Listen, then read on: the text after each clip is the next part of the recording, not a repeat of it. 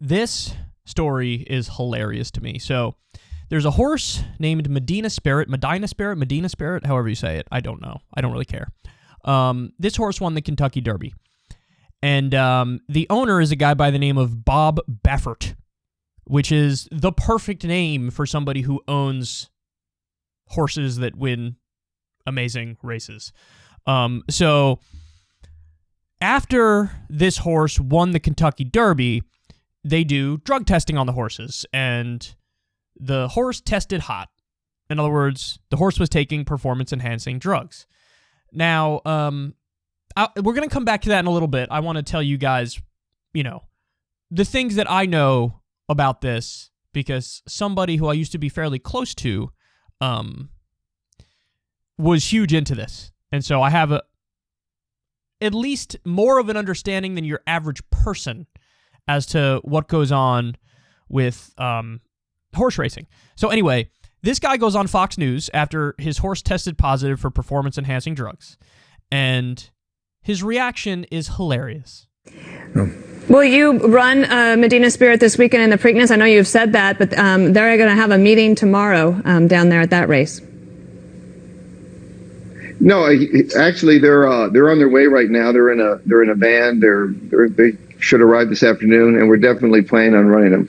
I'm going to run 2 horses. Okay, Bob, here's my understanding. They were going to have the draw today for the Preakness, and they've kicked it back until tomorrow.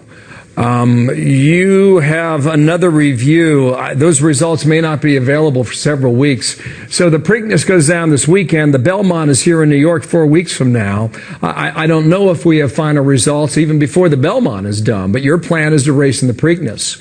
Is there a chance they may punt and not allow Medina Spirit to run this weekend? Well, I haven't heard anything officially. They haven't told me anything. I know when Churchill Downs came out with that statement, that was pretty harsh. And I think they had to just, it's with all the noise going out, we live in a different world now. This America is different. And it was like a cancel culture kind of a thing. So they're reviewing it. I haven't been told anything. We're prepared to run.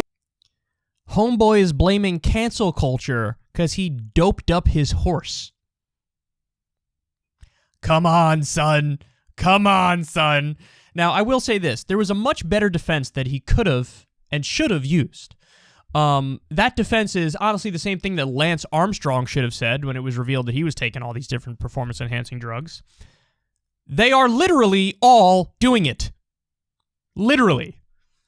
So, listen, there's actually 2 people I know who are, close to the horse racing industry.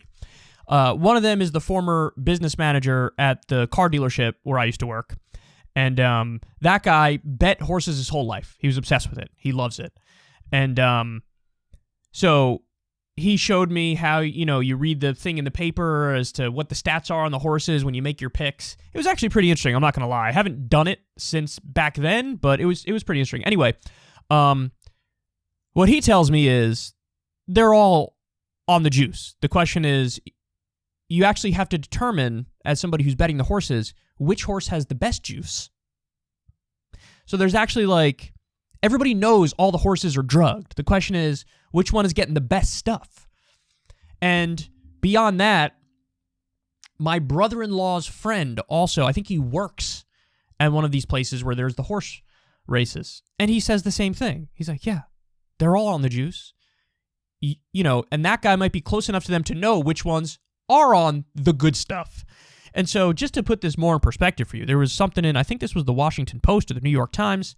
Apparently, trainers experiment with anything that could give their horses an edge. That includes chemicals that bulk up pigs and cattle before slaughter, cobra venom, Viagra, blood doping agents, stimulants, and cancer drugs. And so the issue is, they're doing the testing now, the horses or whatever.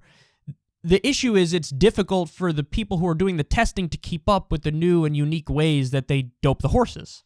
So, but instead of this guy coming out there and being honest and being like, yeah, my horse is on the sauce, so are all the others. So what do you want to do? Take it from this horse? Take the the championship from this horse and give it to the one who came in second, who's also on some shit? Or do you want to give it to the one that came in third, who's also on some shit? That's the honest reaction. Hey, you want to clean up the industry, but it's got to be the same across the board. Like, everybody's got to be not on some shit, or if they are on some shit, all on the same shit. So, instead, what did he do? Cancel culture claims another victim.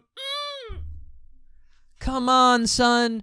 This shit has nothing to do with cancel culture. Like, that's just become the catch-all for anybody who wants to get out of some shit. You know? Oh, I guess I'm being canceled. I cannot wait. Israel's going to say that soon. Israel's going to say that about bombing, Palestinian apartment buildings. You're going to be like, oh, I guess you want to cancel us for committing war crimes. Pfft, ridiculous.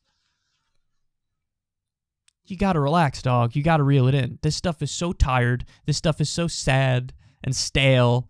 It's like it's not working anymore. It's not working. Maybe in like 2015, when you brought up cancel culture all the time, it landed. Now people start to roll their eyes, and they should roll their eyes, and they should.